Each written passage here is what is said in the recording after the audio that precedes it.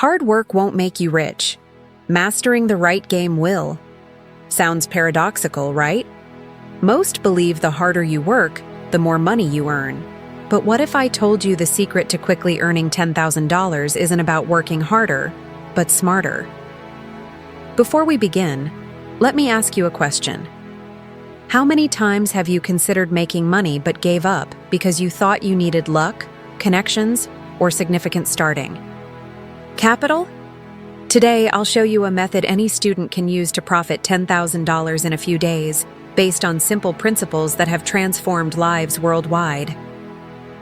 Have you noticed how most people live in constant fear of not having enough money, as if they're perpetually on the brink of financial ruin? It's as if the world has accepted the idea that being broke, in debt, and lacking prospects is the norm. But the first big secret is understanding that money isn't luck. It's not destiny.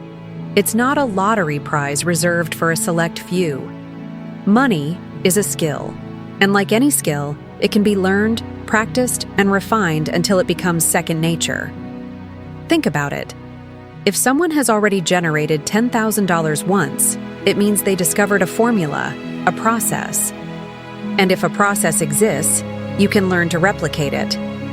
Now, let me ask you a potentially uncomfortable question. How many times have you abandoned a project because you believed you lacked experience, weren't intelligent enough, or someone convinced you it wasn't for you? How many times did the fear of failure outweigh your desire to try? The truth is, this fear is common, but it exists only because most people are taught from a young age that making money is difficult, reserved for the few, or a matter of luck. But if you observe closely, those who truly prosper are those who challenge this mindset and prove to themselves that it's possible. Napoleon Hill is a prime example. Before writing the famous Think and Grow Rich, he spent 2 decades interviewing millionaires. 20 years. During that time, he received no salary, lived frugally, and faced criticism from all sides. Many said he was wasting his life. Imagine 2 decades of work without guarantees, with little to no income, solely believing he was on the right path. At various points, he considered giving up, but it was this very persistence that revealed the greatest lesson of his life. True wealth begins in the mind, not in the bank account. This isn't just historical trivia, it's a reality check. It shows that if someone who went without for so long could prove money is a skill, what excuse are you giving yourself for not starting now? The point is, when you set a goal of your first $10,000, it's not just a random number. That amount represents the moment you prove to yourself that you have control of your financial life. It's a watershed moment, because until you reach it, everything seems impossible. But once you achieve it, you realize it's not only possible, but repeatable, expandable, and multipliable. It's like crossing a bridge. On one side, only uncertainty and fear. On the other, confidence and clarity that you can create wealth with your own hands. This leads to an important reflection. Is the real obstacle not the lack of opportunity, but rather the lack of the right mindset to see what's already in front of you? Scientific studies confirm this. Research from Yale University shows that people who believe in a growth mindset, that is, that abilities can be developed with effort and practice, are much more likely to achieve long-term financial success. Not because they are more intelligent, but because they don't give up at the first hurdle. So, what truly separates you from your first $10,000? Perhaps it's not the lack of initial capital, the lack of contacts, or the lack of experience. Perhaps it's simply the fear of starting, the fear of making mistakes, the fear of judgment. But here's a harsh truth. Those who fear failure are already failing before they even try. Life doesn't reward the cautious. It rewards those who dare to take action and test their ideas in the real world. Therefore, instead of thinking about millions, luxury cars, or world travel, start with a simple yet powerful goal. Prove to yourself that you can generate $10,000. This is the spark that ignites everything else. This is the milestone that separates talkers from doers. And when you reach that amount, you'll look back and realize that the hardest part wasn't the money itself, but overcoming the internal battle against your own fears. Because ultimately, true wealth never begins in your wallet. It always begins in your mind. When we think of making money quickly, most people imagine complicated solutions, like investing in cryptocurrencies or day trading. But the truth is, in practice, the most accessible and immediate path is much closer than you think. I'm talking about in-person services, those simple activities that can be done in your own neighborhood, often overlooked because they seem too commonplace. Dog walking, tutoring, haircutting, gardening, delivery services, home repairs, or even car washing. All of this may seem too insignificant, but that's precisely the advantage. You can start without large investments, acquire clients quickly, and above all, receive payment immediately. Consider this. How many people on your street work so much during the week that they barely have time to walk? Their dogs? Or keep their cars clean? How many have called someone to fix something they could theoretically do themselves but prefer to pay because they lack the time or patience? These are the opportunities that pass before everyone's eyes, but few choose to see.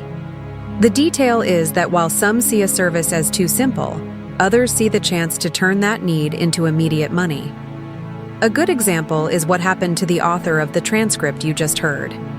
As a teenager, he went door to door in wealthier neighborhoods offering car washing services. He didn't choose clients by chance.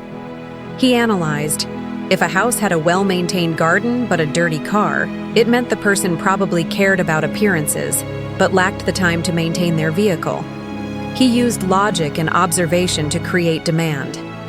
It wasn't luck, it was strategy.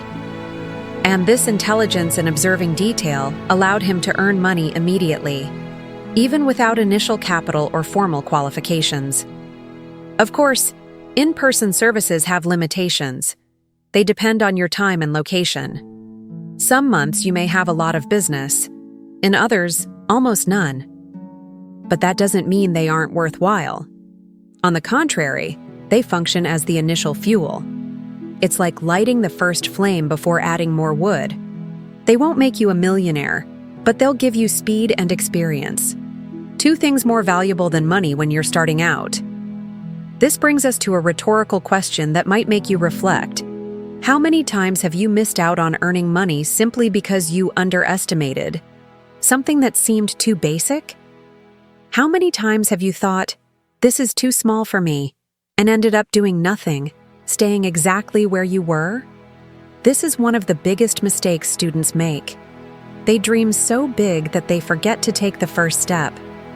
But without the first step, there is no path. There are also stories of famous people who started this way. Oprah Winfrey, before becoming one of the most influential women on the planet, started with small local radio jobs. Steve Jobs and Steve Wozniak, before founding Apple, repaired electronic devices for friends and neighbors, charging small fees. These initial services didn't represent their ultimate dream, but they represented the first open door, the first proof that they could generate value in the real world. And this is the message that often goes unnoticed. You don't need to hit a home run right at the start. You need to begin. Now let me propose a simple challenge. Take a piece of paper today and write down 3 in-person services you could offer this week. Don't think about what will bring the greatest return. Think about what can bring the fastest return. It could be pet care, minor repairs, tutoring, or anything you already know how to do well. Then choose one and make at least one offer by the end of the week. Call someone you know, knock on a neighbor's door, or post in a local group. You don't need to wait for the perfect idea. You need to act. You'll likely feel the fear of rejection or even the shame of offering your services. But remember, this happens to everyone. The difference is that some face this discomfort and discover that, on the other side, someone is willing to pay for the service. Others, out of fear, simply never find out. The question is, which side will you be on? Ultimately, in-person services are the most direct way to generate your first dollars, to put money in your pocket in a matter of days. They may not be glamorous or sophisticated, but they have tremendous power. They break down the "I can't" barrier and prove to you that yes, it's possible. After you see the money in your hand, regardless of the amount, the game changes completely. Because from then on, you no longer have a theory in your head. You have a real result, and that's the foundation for everything that comes after. There's a path many ignore because it seems slower, more laborious, and even less profitable at the start: selling local products. This could be a homemade cake, a confection you make exceptionally well, handicrafts, custom clothing, or even something more technical, like model airplane parts. At first glance, it might sound small, even naive, to start this way. But what few people realize is that this stage is much more than a way to generate some money. It's a true business school. This is where you learn to deal with customers, costs, production, and, most importantly, the reality of transforming something you enjoy into a source of income. This is exactly what happened to the author of this transcription. After earning some money washing cars, he decided to invest in inexpensive model airplane parts, carefully assembling each one and selling them on weekends to a model airplane club. What seemed like a hobby turned into a learning opportunity. He discovered how much the cost of materials could eat into profits, realized that people weren't always willing to pay a fair price for the effort involved, and learned that passion and profitability don't always go hand in hand. It was frustrating at times, but it was precisely this experience that gave him the clarity to understand that selling local products, however simple it may seem, is a powerful way to gain market insight and discipline. This is where I want to make you reflect. How many times have you thought about making money from something you enjoy doing, but gave up before you even started because you thought there was no way out?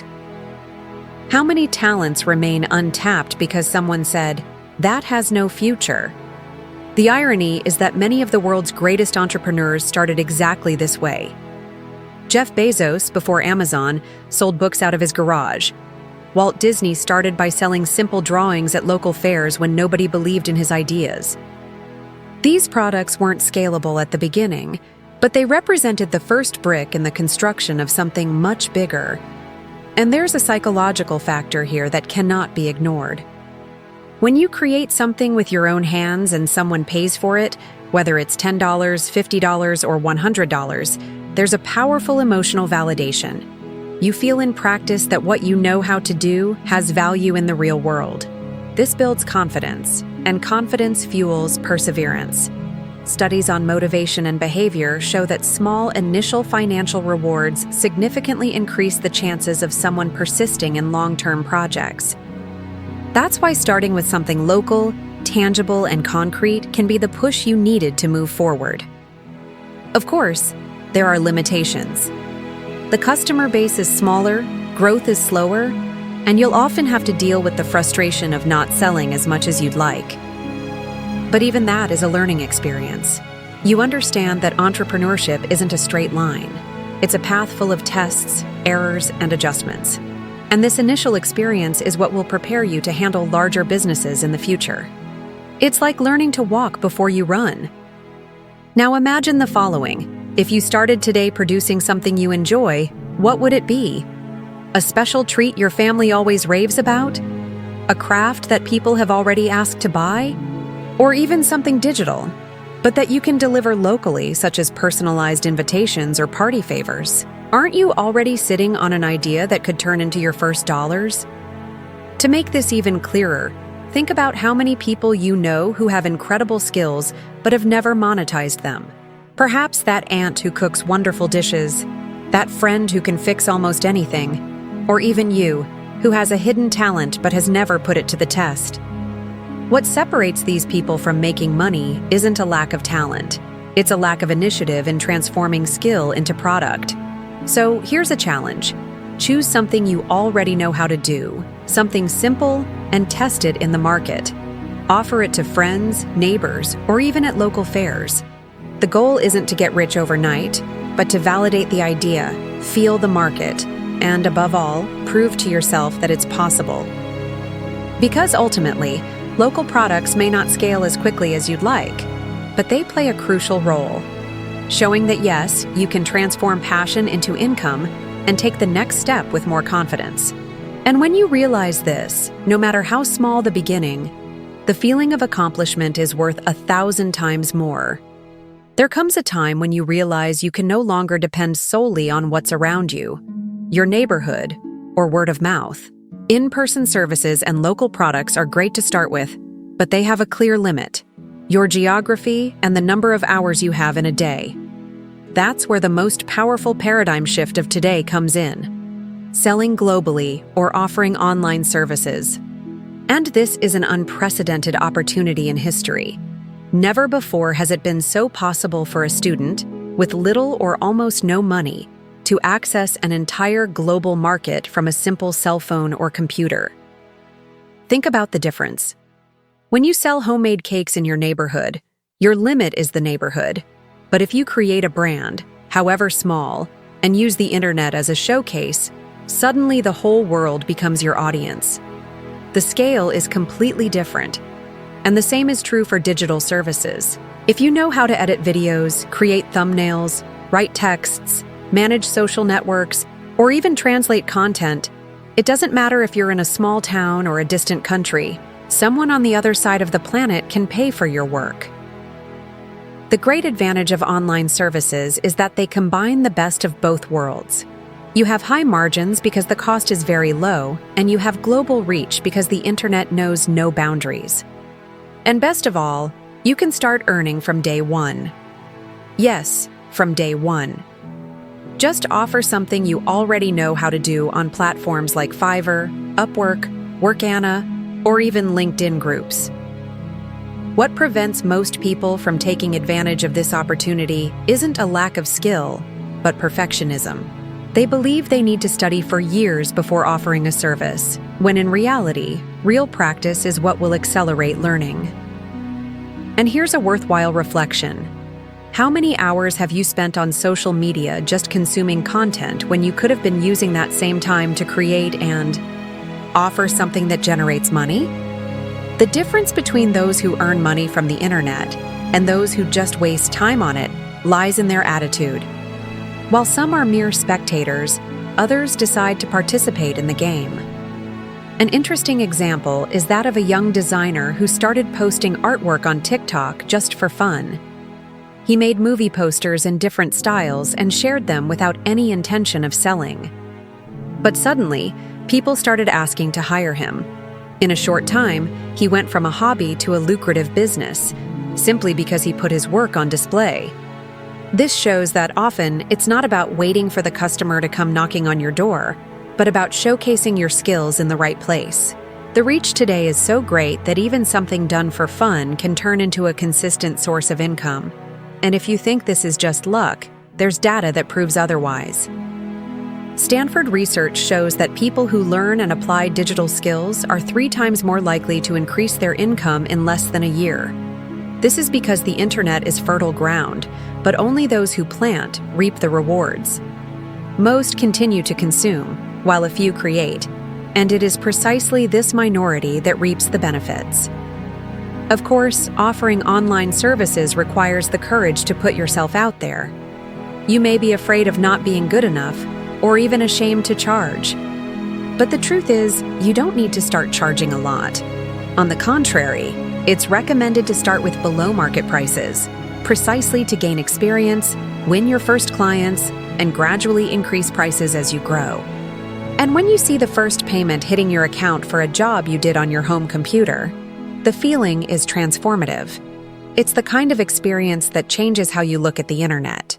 It ceases to be just a source of entertainment and becomes your income machine. Now, imagine if you chose a skill you already master or something you enjoy learning and started offering it today. Maybe it's video editing. Maybe it's writing posts, creating logos, organizing spreadsheets, giving online tutoring, or even translating texts. There are thousands of problems faced by companies and individuals every day, and most of them are willing to pay to solve them quickly. The question is, will you position yourself as someone who offers solutions, or will you continue just observing? That's the power of taking the next step. While local services prove that you can make money in your neighborhood, online services and global products prove that you can make money anywhere in the world. The border disappears, and the limit becomes only how much you are willing to learn, show, and offer. Those who understand this early discover that they don't need to wait for a diploma, a dream job, or the perfect opportunity. The opportunity is here, and it's called the internet. When people talk about building a $10,000 income, they often imagine it's just a matter of working harder, learning more skills, or pulling all-nighters. But what truly separates those who reach this milestone from those who get stuck along the way isn't the amount of effort, but how you structure your strategy. This is where the 4 pillars that form the foundation of any high-income skill come in: positioning, leverage, reach, and automation. If even one is missing, you might work hard, but you'll remain trapped in a cycle of effort without proportional results. The first pillar is positioning. This means understanding that not all services have the same value, and that real money isn't in offering just anything, but in solving the problems that generate the highest return for those paying. Think of a company that makes $50,000 a month. For them, paying $2,000 to someone who helps them attract more clients or increase sales isn't a cost. It's an investment. That's how you need to position yourself, not as someone who sells their time, but as someone who delivers results. This detail changes everything.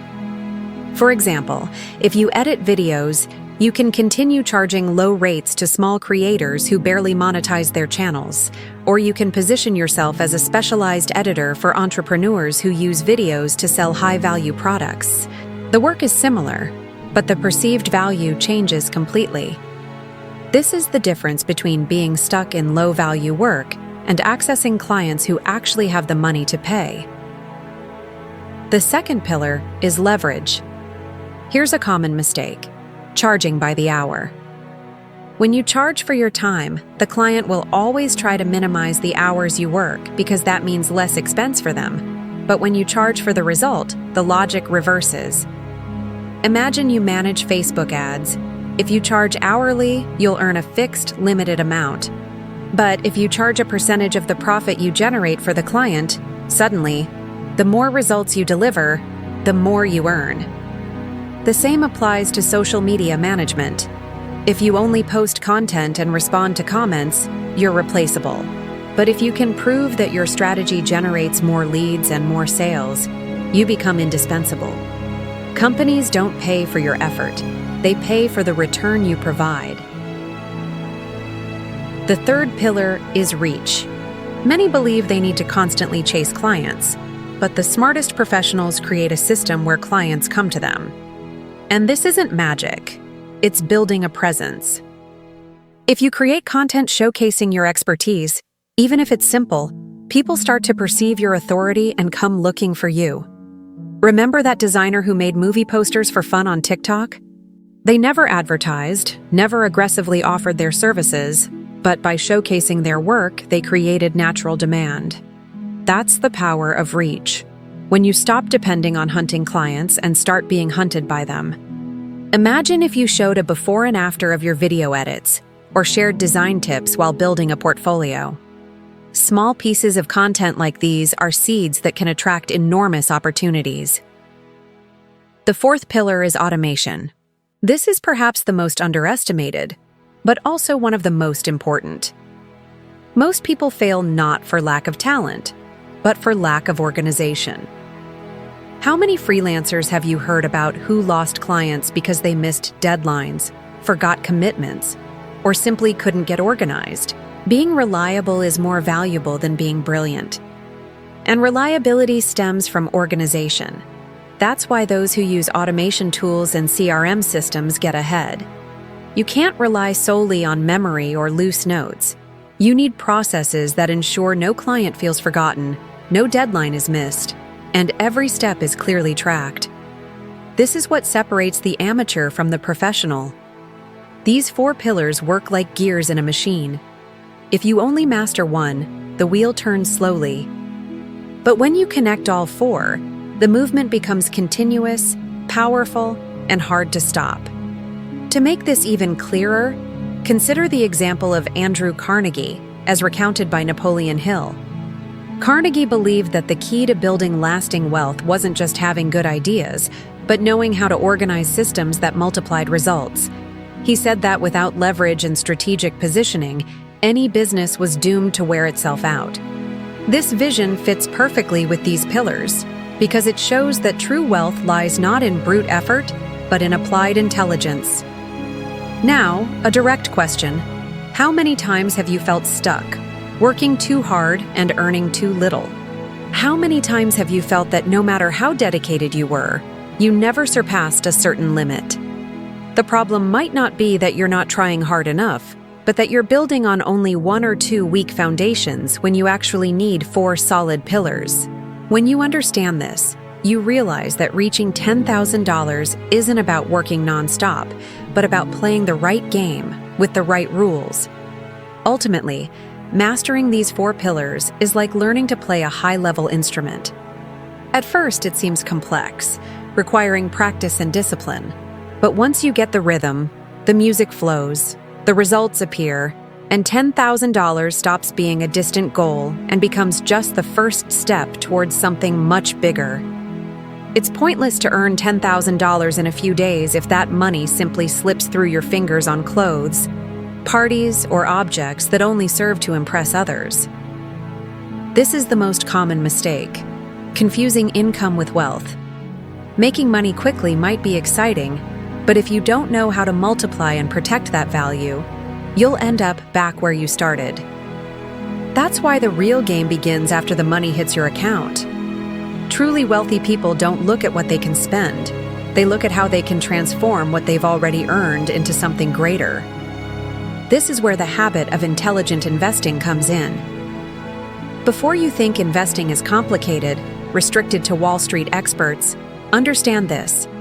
Investing is simply a way to put your money to work for you. There are 4 main paths that can transform an initial amount into real wealth.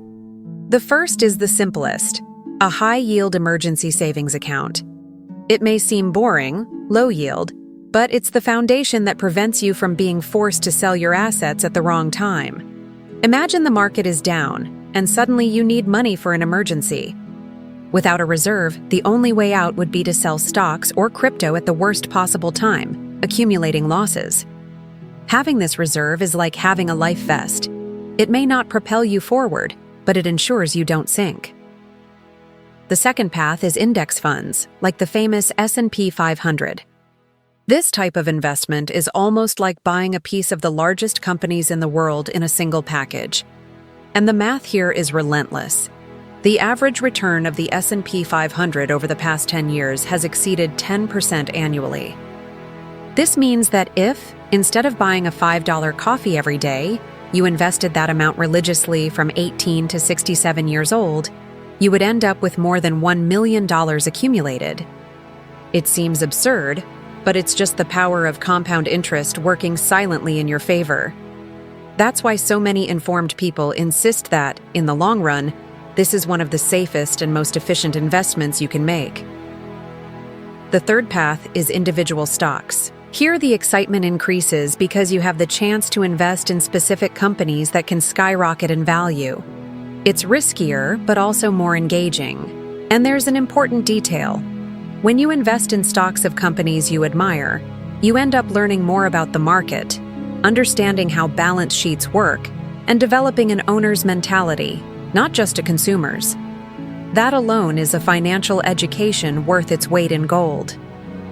The secret is to start small, test, and never put all your capital into a single bet. Finally, we have cryptocurrencies. Bitcoin, Ethereum, and some other digital currencies have proven they can create fortunes, but they've also destroyed many in a matter of weeks. When they emerged, they were seen as a fraud, something fleeting. Today, even with all the volatility, they've gained a foothold as a new asset class. The problem is that many people enter this market motivated only by greed, wanting to get rich overnight. this is a dangerous trap. The smartest approach is to invest gradually, consistently, never putting in an amount you're not willing to lose. It's a bet on the future, but it needs to be made cautiously. To illustrate the impact of not understanding this stage, just remember the case of Mike Tyson. The boxer amassed more than $300 million throughout his career, but lost practically everything because he didn't know how to manage or invest his earnings.